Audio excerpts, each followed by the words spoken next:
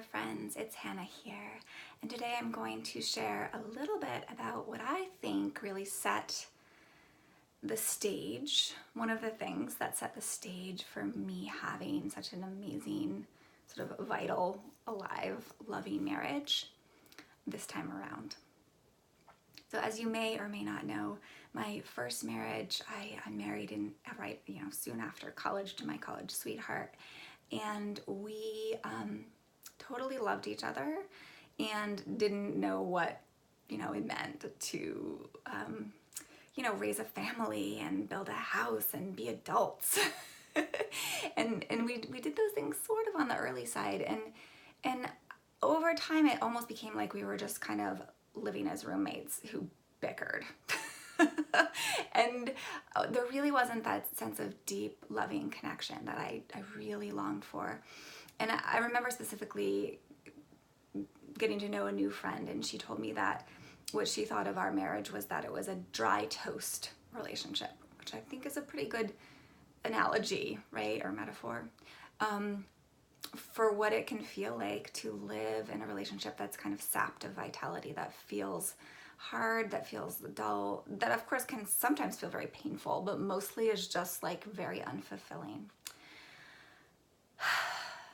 So I won't tell you the whole story right now of how, why and how we ended that marriage, but I knew after that marriage ended that I didn't want that for myself again, that I would never, I made a commitment to myself that I would never be that unintentional and just kind of let the relationship happen to me again.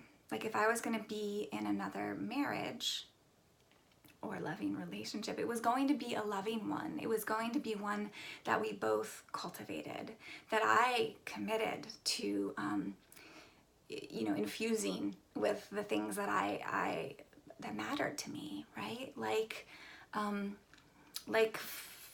feeling connection, like taking time for each other, like making sure we weren't putting work and everything else before our relationship.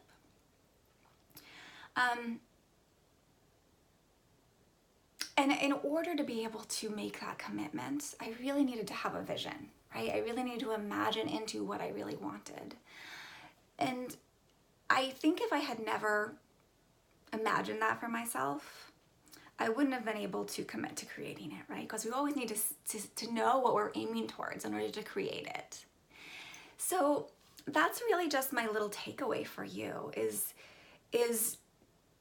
to imagine what it is that you really want, right? To actually take some time and intentionally think about what you want and then make that commitment to yourself that no matter what, you will work towards that. Even if things are hard now, even if you do all the work towards that and you find out it's not going to work in this relationship, that you continue to commit to that for yourself so that eventually you will get there.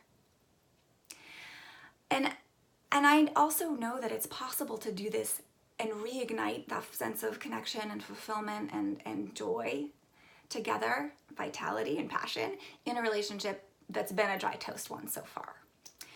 And that just really is about, once again, getting intentional,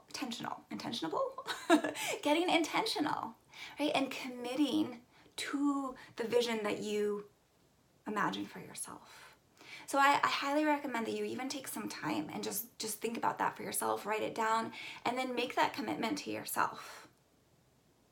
That you will do what you can to work towards that. That you will, carve out the time to do that. That you will get the help that you need to do that. Whatever that means, first set the intention and then work towards it.